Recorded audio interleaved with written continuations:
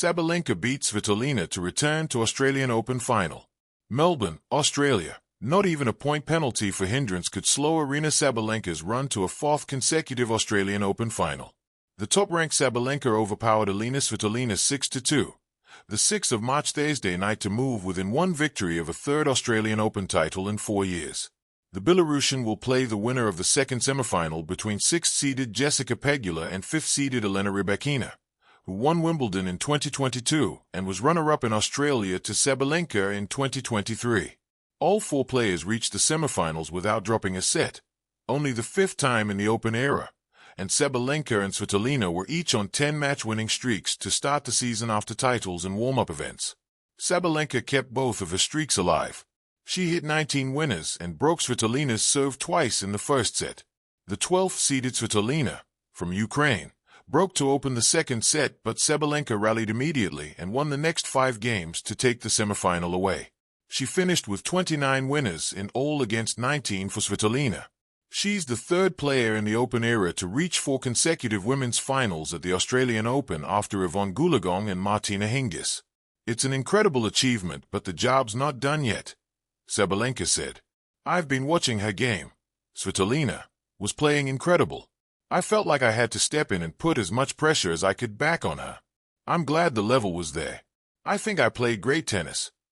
The only hiccup was the hindrance to start the 4th game. Hindrance was called for a distraction that prevents a player from making a shot and can include an opponent's loud noise. Umpire Louise Azamar Engzel deemed Sabalenka made a prolonged grunt after she shanked a forehand. The hit seemed to be going long but landed inside the baseline, giving Svitolina the chance to play on. Sabalenka asked for a video review, but the point penalty was upheld.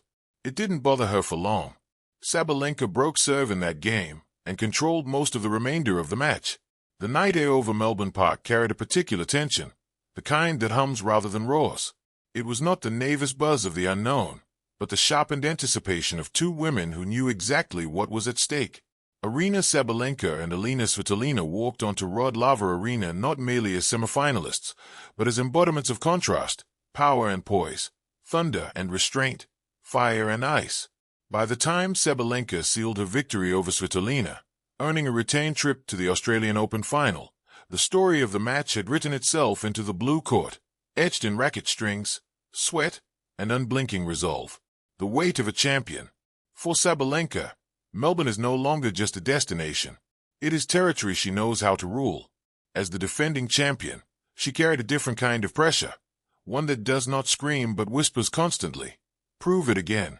The first Grand Slam title often feels like liberation. The second demands authority. From the opening games, Sabalenka played like someone intent on answering that demand. Her serve cracked through the night like a starting pistol. Each return was struck with purpose, not recklessness. This was not the Sabalenka of old, occasionally betrayed by her own power. This was a player who had learned how to harness the storm. Yet across the net stood Svitolina, a woman who has built a career on survival, intelligence, and heart. Svitolina's quiet resistance. Alina Svitolina does not announce herself with fireworks. She constructs points patiently, brick by brick, asking her opponent to hit one more ball, then another. Her tennis is shaped by resilience, by the belief that no deficit is permanent if the mind remains steady. In the early stages, Svitolina absorbed Sabalenka's pace with remarkable calm.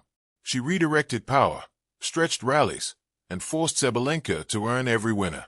When she broke serve, the crowd stayed, not with shock, but with appreciation. This was the chess match underneath the boxing bout. Svitolina's presence in the semifinal felt meaningful beyond tennis. Her journey back to this level, after time away and amid personal and national challenges, lent her performance a quiet gravity.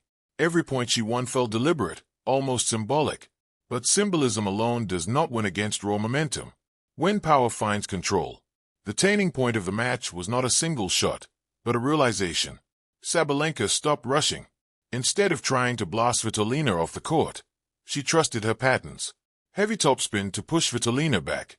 Short angles to open space. The occasional drop shot, not flashy, just timely. Her unforced errors dipped. Her body language sharpened. The champion emerged fully. When Sabalenka is in this mode, the court shrinks for her opponent. Svitolina continued to fight, sprinting corner to corner, retrieving balls that should have been winners. But even her remarkable defense began to show strain under the relentless weight of Sabalenka's offense. Each hold of serve by Sabalenka felt inevitable. Each break felt decisive. The emotional undercurrent. What made the match compelling was not dominance, but tension. Svitolina never disappeared. She pushed, challenged, and resisted to the very end. She celebrated small victories, a perfectly timed pass, a rare Sabalenka misfire, as reminders that the contest was alive. The crowd responded warmly, recognizing the courage required to keep believing. Sabalenka, for her part, showed something equally important: composure. Gone were the visible frustrations that once defined her toughest moments. Instead, she breathed deeply between points, nodded to herself after mistakes, and reset. This emotional maturity may be her most dangerous weapon of all. When match point arrived, there was no theatrical flourish, just a clean, decisive finish. Sabalenka raised her arms not in disbelief, but in affirmation. She was exactly where she intended to be. A return, not a repeat. Returning to an Australian Open final is not the same as reliving the past. Sabalenka is not chasing memory. She is chasing legacy.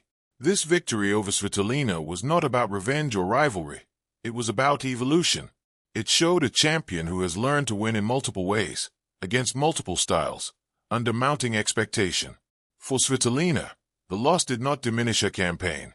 Her run to the semifinals reaffirmed her place among the elite, and reminded the tennis world that grit and grace still matter deeply in a sport increasingly defined by speed and strength. For Sabalenka, Melbourne remains a proving ground, a place where her power found purpose, and where her ambition continues to grow louder with each passing round.